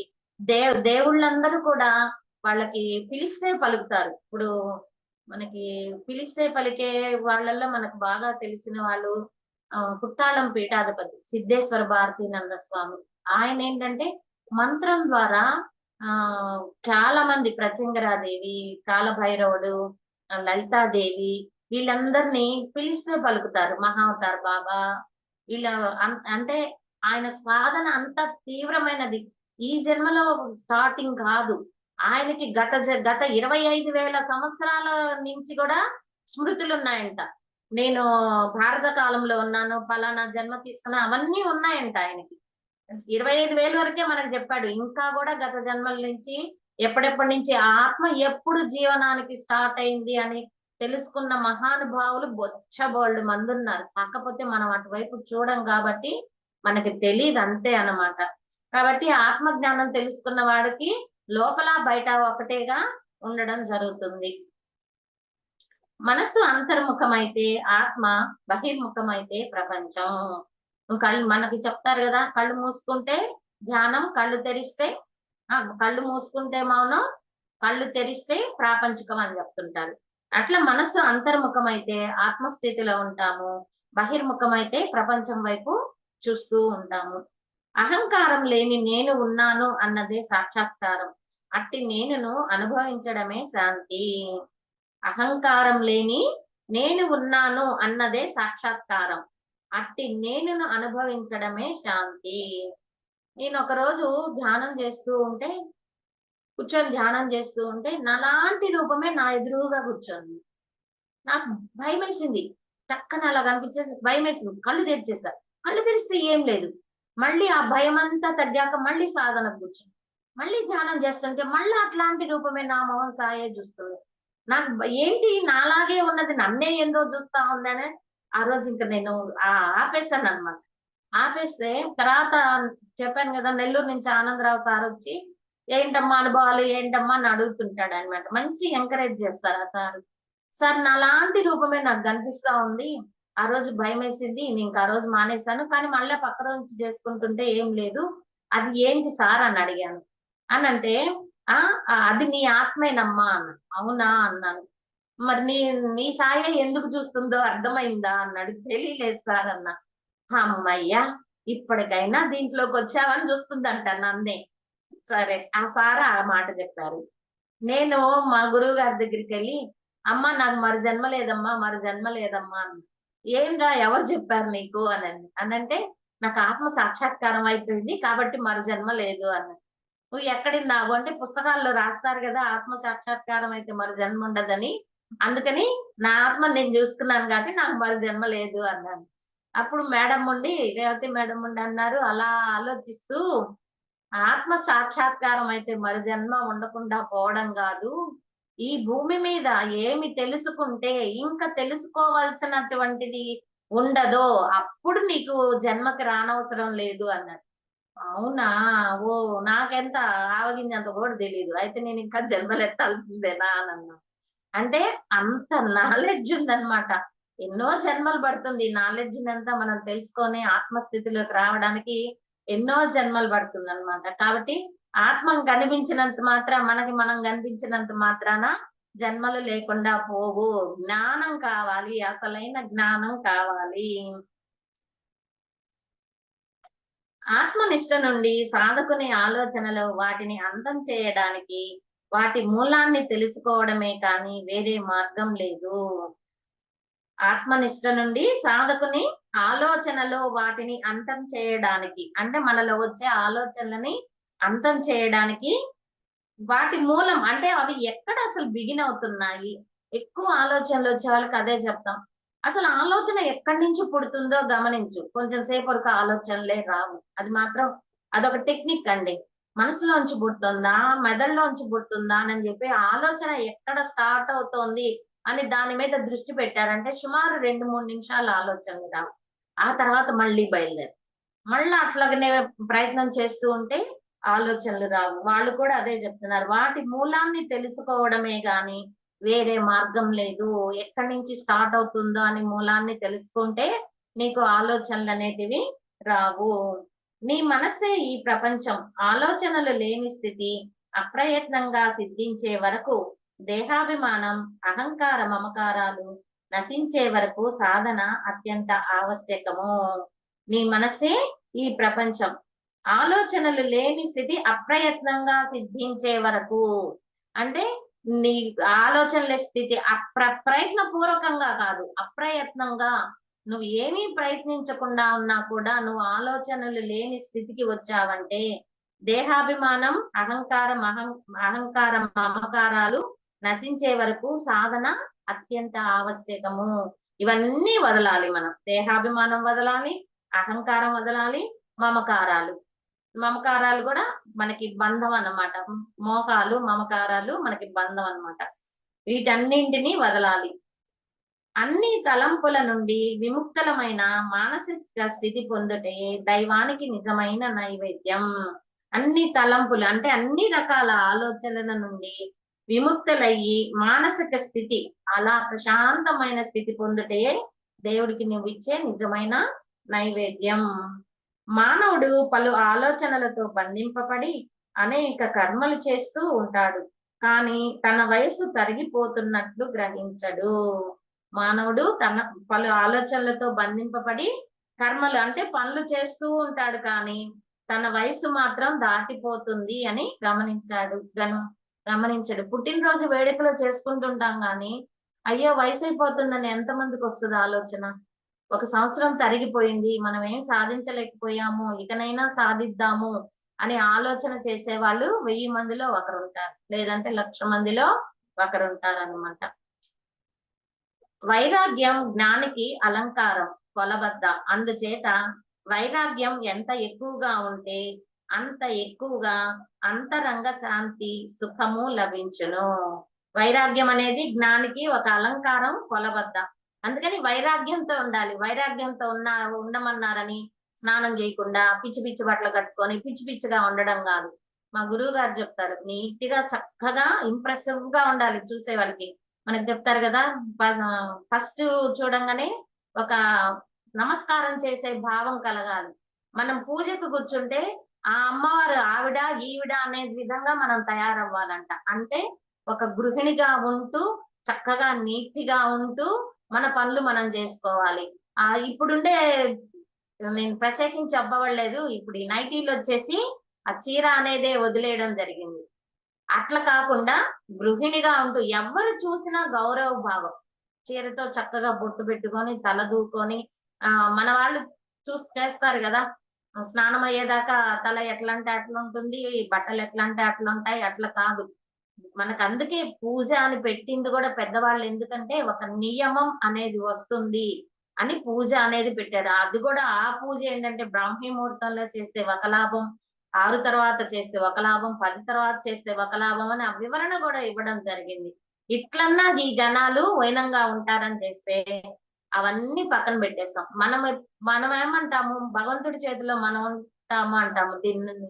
దానికి నేను ఒప్పుకోను. మన చేతిలో భగవంతుడు ఉన్నాడు. నువ్వు 4 గంటలకి నైవేద్యం పెట్టు తీసుకుంటాడు పాపం ఆయన, 6కి పెట్టు తీసుకుంటాడు, 10కి పెట్టు తీసుకుంటాడు, 12కి పెట్టు తీసుకుంటాడు. ఆయన చేతుల్లో మనం ఉన్నామా? మన చేతుల్లో ఆయన ఉన్నాడా? మన చేతుల్లోనే ఆయన ఉన్నాడు. నువ్వు టైం ఉండి అన్ని శ్లోకాలు స్తోత్రాలు చదివినా గమ్ముకుంటాడు, నువ్వేం చదవకపోయినా గమ్ముకుంటాడు. అన్ని అలా చూస్తూ ఉంటాడు. ఇవన్నీ నీ మనసు చేసే ఆలోచనలు, నాటకాలే. అంతేకాని ఆయన దేనికైనా సరే అలా నిశ్చింతగా చూస్తూ ఉంటాడు. ఎందుకు అంటే మనం చేసే పనులే మన కర్మలుగా రూపొందుతాయి కాబట్టి ఈడే ఏదో ఒక రోజు తెలుసుకుంటాడులే అని ఆయన అలాగే చూస్తూ ఉంటాడు అనమాట. అట్లా ఏంటి అంటే వైరాగ్యం అని అంటే పిచ్చి పిచ్చిగా ఉండడం కాదు, నీట్గా చక్కగా ఉంటూ మిగతా విషయాల పట్ల వైరాగ్యం ఉండాలి, ప్రాపంచిక విషయాల పట్ల వైరాగ్యం ఉండాలి, ఆహారం పట్ల వైరాగ్యం ఉండాలి. అంటే అసలు ఏమి తినకుండా ఉండడం అంటే కాదు, లక్షణంగా తినాలి. ఎంతవరకు? మితాహారం, మితమైన నిద్ర, మితమైన కోరికలు, అన్ని మితంగా ఉండాలని. అలా ఎప్పుడైతే ఉంటామో అంతరంగ శాంతి సుఖము లభించును. ఇప్పుడు చూడండి, శాంతి ఎక్కడుంది, సుఖం ఎక్కడుంది, ఆనందం ఎక్కడుంది? అన్ని మనలోనే ఉన్నాయి. మన భావన వల్లే దుఃఖం గాని, శాంతి గాని, సుఖము గాని, ఏవైనా గాని మన భావనలే. అదే ఆత్మజ్ఞానంతో ఉన్నామనుకోండి, ఎప్పుడు కూడా సుఖంగా శాంతిగా ఉండడం జరుగుతుంది. ఓకే మేడం, చాలా చక్కగా చెప్పారు మేడం. ఈ రోజు కూడా ఆత్మ విచారణ అనేది చేసుకుంటే మనము ఆత్మజ్ఞానం అనేది బలపడి మనము అనుభూతికి చెందగలుగుతామని, ఆత్మతత్వాన్ని ఖచ్చితంగా తెలుసుకుంటేనే ఆ జ్ఞానాన్ని అనుభూతి పొందవచ్చని, అలానే చాలా చక్కగా మనం మామూలుగా దేవాలయము గురించి, ఆత్మ గురించి చెప్పుకునేటప్పుడు దేహమే దేవాలయం, ఆత్మే పరమాత్మ అని చెప్పుకుంటాం. ఈరోజు ఇల్లే వైకుంఠము, కడుపే కైలాసం అని కూడా చెప్పారు మేడం. దాంతో పాటు ఎక్కడికక్కడ మనము ఏదైతే మనం తెలుసుకుంటూ ఉన్నామో, ఇందాక చెప్పినట్లు అబద్ధం అనేది చెప్పలేము. చెప్పకుండా అంటే ఒకరిని మోసం చేయకుండా ఉండేలాగా బతకాలి. అది ఒకరిని బాధ పెట్టకూడదు, ఇబ్బంది పెట్టకూడదు. ఇందాక తల్లి, తండ్రి అది డ్యూటీకెళ్ళేదా ఎగ్జాంపుల్‌గా చెప్పారు బాగా. అలానే ఉమ్, ఎక్కడికక్కడ మన ఆలోచనలు ఏవైతే సరికాని ఆలోచనలున్నాయి. దీనివల్ల నాకు దుఃఖమొస్తుంది. మీరన్నారు కదా! చూపిచ్చారు. మనకు ఆనందం ఇంతే ఉంది. దుఃఖం ఇంతెందుకుంది అనంటే, మన ఆలోచనలంతా కూడా ఎప్పుడెప్పుడువో జరిగిపోయినవి అంతా గుర్తు చేసుకొని, వాటిల్లో నుంచంతా దుఃఖాన్ని తీసుకుంటున్నాం. ఆనందం కావాలి అని అనుకుంటున్నాం. కానీ మనకు ఆలోచనల రూపంలో వెతుకుతుండేది మాత్రం దుఃఖమే. అంటే ఏది తికితే అది రమణ మహర్షి గూడా అంటారనమాట. ఓషో కానీ వీళ్ళంతా యోగులంతా కూడా ఇదే అంటారు. నీకేది కావాలో అదే ఎతుకుతున్నావు. నీకేది కావాలో ఏం ఎతుకుతున్నావో నీకదే వస్తుంది అని. కానీ నీకక్కడ దుఃఖమొస్తుంది అనంటే నువ్వు దుఃఖాన్ని ఎతుకుతున్నావు. దుఃఖ రూపంలో ఉండే ఆలోచనలున్నాయి నీలో. అవి సరిచేసుకో. అంటే ఎప్పటికప్పుడు మన ఆలోచనలనేవి సరిచేసుకుంటూ ఉండాలి. అలానే మంచి, చెడు గురించి చాలా చక్కగా చెప్పారు మేడం. ఒక మంచి పని నేర్చుకోవాలి అనంటే చాలా కష్టం. కానీ ఉమ్, అదే మంచి పనిని విడిచిపెట్టేయాలంటే చాలా ఈజీ. అదే చెడ్డలవాటిని వదిలిపెట్టాలంటే చాలా కష్టం. దాని గురించి చెప్పారు. అలానే అంటే ఎప్పుడు కూడా ఈ సృష్టనేది ద్వంద్వత్వంగా ఉంది. ఎందుకు అనంటే మంచి, చెడు ఉంటేనే మంచి యొక్క విలువ తెలుస్తుంది. చెడ్డు అనేది తెలిస్తేనే ఓ చెడనేది ఇలా ఉంటుంది. దానొక ఫలితం ఇది. ఇది చేస్తే అనుభవించాలి అని జెప్పనేది కర్మ సిద్ధాంతం అంతా కూడా అదే. అలానే పగలు, రాత్రి గురించి కానీ, కోరిక గురించి అది ఎప్పుడు కూడా మన కోరిక అనేది ఇనప సంకెళ్ళు అని అంటారు గదా! మేడం పత్రి సారు. అంటే ఎందుకంటే ఆలోచనల రూపంలో వస్తూనే ఉంటాయి. ఆ కోరికలనేవి వస్తూనే ఉంటాయి. ఒకదానికొకటి. ఒకటి వచ్చింది అనంటే దాంతో ఆగిపోము మనం. మళ్ళా ఇంకొకటేదో ఎతుకుతూ ఉంటాం. అలానే ఆత్మ జ్ఞానం అనేది అన్నిటికన్నా మిన్న. అది ఎవరి చేత కూడా దొంగలింపబడదు అని జెప్పని. అలానే వయసు అనేది పెరిగే కొద్దీ పుట్టినరోజు చేసుకుంటూ ఉన్నాం. ఆ గడిచిపోయిన కాలం అనేది మళ్ళా మనకి తిరిగి రాదని, ఆ పుట్టినరోజు రోజున ఎంతో కొంత మనము ఆత్మజ్ఞానంగా ఎంత ఎదిగాం, ఎంత తెలుసుకున్నాం, మనం ఎంత మారామో అనేది కానీ అవగాహన చేసుకుంటే జీవితం అనేది ధన్యం. చాలా చక్కగా చెప్పారు మేడం. ఓకే అమ్మా, థ్యాంక్ యూ. నాకు నేను చెప్పిన దానికన్నా నువ్వు ఇచ్చే వివరణ ఇంకా బాగా నచ్చుతుంది. లేదు మేడం. బాగా అర్థమయ్యేటట్టుగా రిలేటెడ్ ఎగ్జాంపుల్స్‌తో తీసుకొని అదే మేడం వెళ్ళిన తర్వాత అడుగుతారు. ఇట్లాగ నేనిస్తే ఇట్లా తీసుకోను అనంటే, నువ్వు నేను ఒకటే కదా! ఎందుకు తీసుకోవట్లేదు అనంటే, తీసుకుంటే అక్కడ కర్మలో ఇరుక్కుంటాము. అదెలా వచ్చిందని ఆయన ఆలోచన అంటే ఆయన స్థితిలో ఆయన రైటు. ఈయన స్థితిలో ఈయన రైట్. అక్కడ తప్పనేదే లేదు మేడం అసలు. ఓకే. మాస్టర్స్ అందరికీ కూడా అన్మ్యూట్ ఇస్తున్నానండి. మేడమ్‌తో ఎవరైతే మాట్లాడాలనుకుంటున్నారో దయచేసి అన్మ్యూట్ చేసుకొని మాట్లాడండి మాస్టర్స్. ఇంత చక్కటి అద్భుతమైన జ్ఞానాన్ని అందిస్తూ ఉన్నారు. సెషన్ ఎలా ఉంది? దాంట్లో ఏదైనా డౌట్స్ ఉన్నా, మనం ఇంకా ఏమైనా తెలుసుకోవాలనుకున్నా, ఎలాంటి ప్రశ్నలున్నా కూడా మేడమ్‌ని ఖచ్చితంగా అడిగి తెలుసుకోవచ్చు మాస్టర్స్.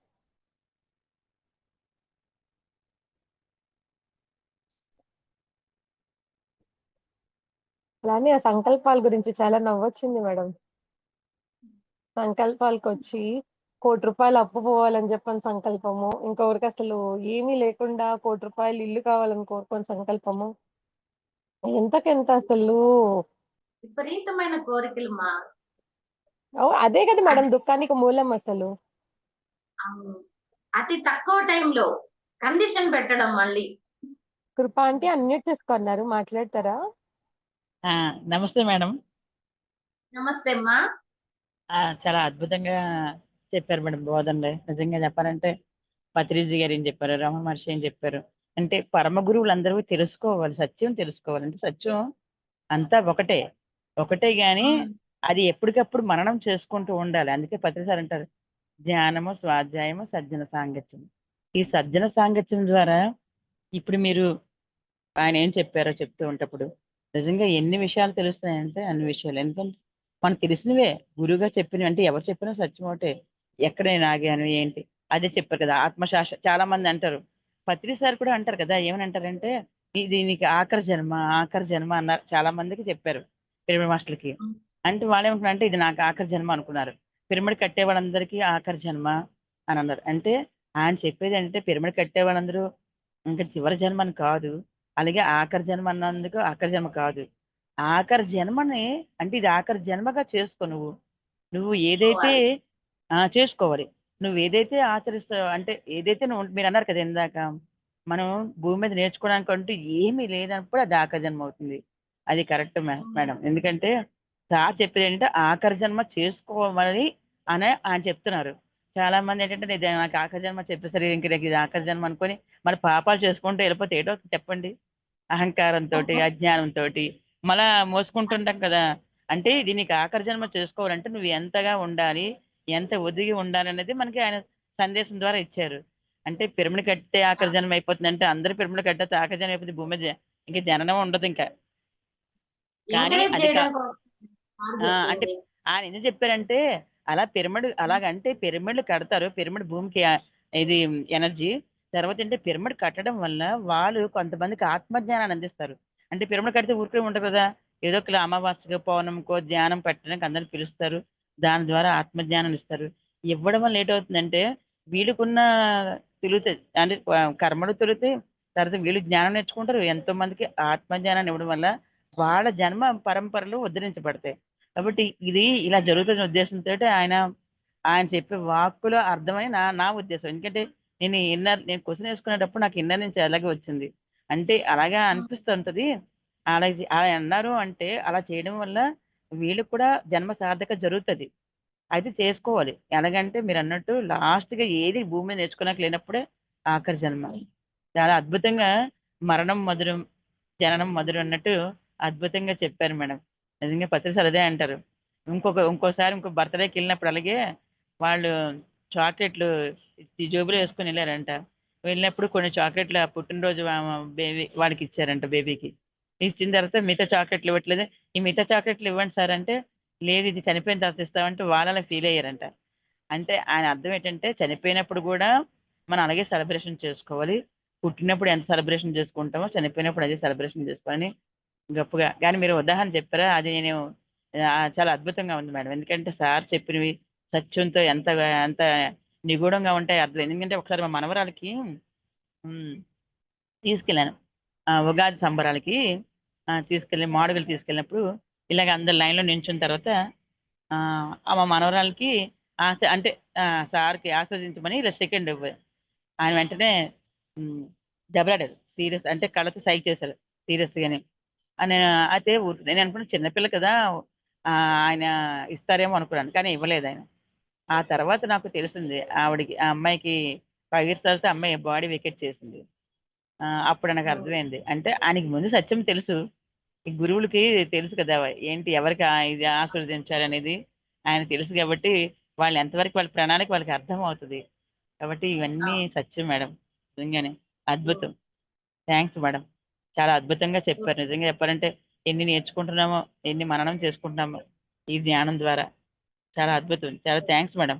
మీరు ఎప్పుడు చెప్పినా అద్భుతంగా అన్ని చెప్తారు. రమణ మహర్షి గారివి వినాలి, ఇంకా వింటూ ఉంటుంటే ఎంతో అద్భుతంగా ఉంటుంది. అలాగా thank you madam, thank you. మీరు కూడా అంత అద్భుతంగా చెప్తున్నారు. థ్యాంక్స్ అండి. Thank you madam. Thank you aunty. Thank you madam. Masters ఇంకెవరైనా మేడంతో మాట్లాడతారా అండి? మనమందరం కూడా యోగులమే అండి. మనని మనమంతా కూడా తెలుసుకోవాలి. మనల్ని నీవెవరు అని తెలుసుకునే మార్గమే ఇదంతా. ధ్యానం చేస్తున్నాము అని అంటేనే నేను ఈ పేరు ఈ శరీరం కాదు అని చెప్పని కూర్చుంటున్నాం. అంటే ఈ శరీరాన్ని కూడా విడిచి ఇంకేదో ఉంది వెనక అని చెప్పని శోధిస్తూ కూర్చుంటున్నాం. ఇదంతా కూడా మోక్ష మార్గమే అండి. అందరూ కూర్చోలేరు మాస్టర్స్. అంతా దాటిన తర్వాత అంటూ ఉంటారు చాలా మంది గురువులు చూడండి. ఎంతో పుణ్యం చేసుకుంటే తప్ప, అంటే ఎంతో గొప్ప పుణ్యం ఉంటే తప్ప ఈ మార్గంలోకొచ్చి ఏం జ్ఞానం కావాలంటే అంతా నీ లోపలే ఉంది. సకలం సృష్టి ఏదైతే బయట ఎదుగుతున్నావో ఆ సృష్టి నీ లోపల ఉంది అనే జ్ఞానం ఒక పదం కావచ్చు. కానీ అది అనుభూతి పొందాలి అని అంటే ఎంత యోగత్వం కావాలో చూడండి. క్లాస్ చాలా బాగుంది మేడం. ఇది 3 రోజులు వింటున్నా కూడా అస్సలు ఏంటి ఎంత బేగా అయిపోయిందా క్లాస్ అన్నట్టు చక్కగా వివరంగా కథల రూపంలో చెప్తున్నారు కదా మేడం, చాలా బాగుంది. చాలా బాగుంది క్లాస్. ఇంకా కథలు చాలా తక్కువ చెప్తున్నా. కథలు చెప్పుకుంటా అంటే ఇవి చాలా మిగిలిపోతాయని అవసరమైన మేడం. వరకు మాత్రం చెప్తున్నాను నేను అక్కడ. అవును మేడం. అంటే కథలు చెప్తున్న కొద్దీ అదేంటంటే ఎప్పుడైనా కథ గుర్తుకొచ్చాక మీరు గుర్తుకుంటుంటారు అనమాట. అందుకే నేను అంటున్నాను, చాలా వివరంగా చెప్తున్నారు మేడం కథల రూపంలో అనేసి. ఇప్పుడు కొంతమంది అంటారు కదా, చదువుతుంటే వినపడదు, టీవీ చూడండి ఒక్కసారి సినిమా చూస్తాం గుర్తుండిపోతుంది. అలాగా మీరు చెప్తుంటే, కథలు చెప్తుండేసరికి అవన్నీ జ్ఞానం అంతా కూడా మాకు అంత బాగా అర్థం అవుతుంది అన్న దృష్టితో నేను చెప్పాను మేడం. చాలా బాగున్నాయి. ఓకే అమ్మా, థ్యాంక్స్ అమ్మా. అందరికీ కూడా అద్భుతంగా అందుకుంటున్నారు మేడం. అందరికీ బాగా క్లియర్ గా అర్థమవుతుంది. అందుకే ప్రశ్నలు లేవు. సెషన్ బాగుంది అని చెప్పి చెప్తున్నారు ఒక లైన్ లో. Okay madam. Thank you thank you very madam. Much. Thank you madam. అందరికీ కూడా శుభరాత్రి మాస్టర్స్. Thank you.